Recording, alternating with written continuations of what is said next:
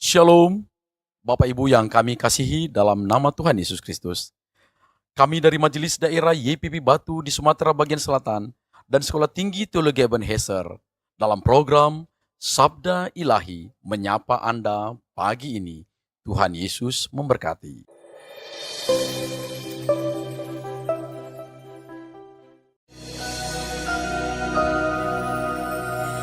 Mungkin kau pernah merasakan saat kau kehilangan hampa, tiada harapan.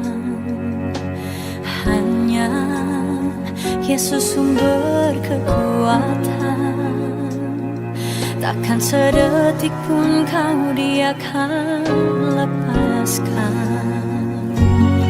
Setiap keluhan Dia dengarkan, dalam Yesus ada jawaban.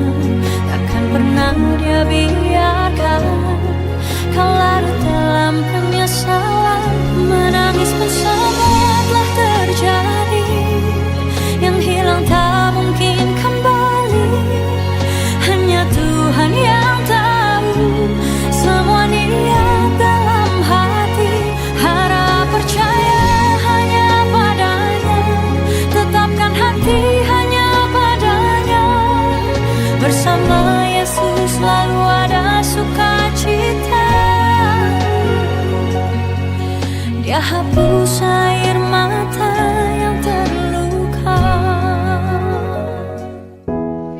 Shalom, selamat pagi sahabat Sabda Ilahi. Kembali lagi bersama kami MD PPI Batu Sumbaksel.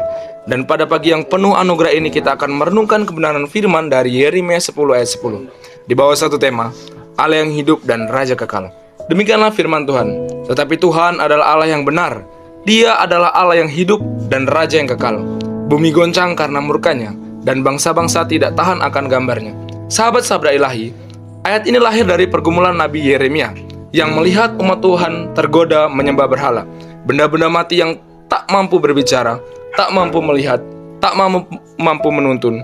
Kontras dengan Tuhan yang menyatakan dirinya sebagai Allah yang hidup, Allah yang benar, Raja yang memerintah untuk selama-lamanya. Secara eksposisi, kata Allah yang benar menegaskan bahwa karakter Allah tidak berubah, tidak goyah, tidak bisa dipalsukan.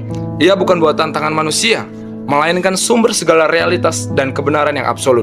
Ketika Yeremia menyebut Dia sebagai Allah yang hidup, ia menegaskan seluruh Allah-Allah mati yang disembah oleh bangsa-bangsa. Sebab hanya Tuhanlah yang bekerja, bertindak, berbicara, menopang segala sesuatu. Dan ketika Yeremia menambahkan bahwa Ia adalah Raja yang kekal, itu meneguhkan bahwa pemerintahan Tuhan tidak dibatasi masa, tidak ditentukan oleh pergantian musim, tidak bergantung situasi politik, tetapi tegak selama-lamanya dalam kuasa dan kemuliaannya. Sahabat Sabda Ilahi, dari kedalaman teks ini kita diajak masuk pada makna rohani bahwa hidup kita sering tergoda membangun berhala-berhala kecil, kekayaan kita, bahkan opini orang lain. Tetapi semua itu tidak hidup, tidak mampu menolong, dan tidak dapat menopang jiwa. Maka panggilan firman hari ini adalah kembali kepada Allah yang hidup, bersandar pada Dia yang memerintah dengan kasih dan keadilan, serta menyerahkan seluruh bagian hidup kepada Raja yang kekal. Sebab Dia saja yang mampu memberi arah. Aplikasinya, mari kita memilih untuk hidup dalam ketaatan kepada firman-Nya, membiarkan suaranya menuntun langkah, serta menjadikan Allah sebagai pusat penyembahan dan sumber kekuatan kita setiap hari. Sahabat Sabda Ilahi, hari ini kita diajak untuk kita kembali kepada Allah yang benar. Saya rindu untuk kita semua berdoa. Tuhan, kami datang kepadamu sebagai Allah yang hidup dan Raja yang kekal. Ajarlah kami menanggalkan segala berhala dalam hidup kami, menundukkan hati kami di bawah pemerintahan-Mu yang kudus, dan menampaki hari-hari dengan setia pada firman-Mu.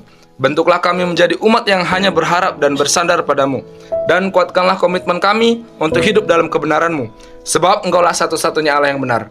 Dalam nama Tuhan Yesus kami berdoa, amin.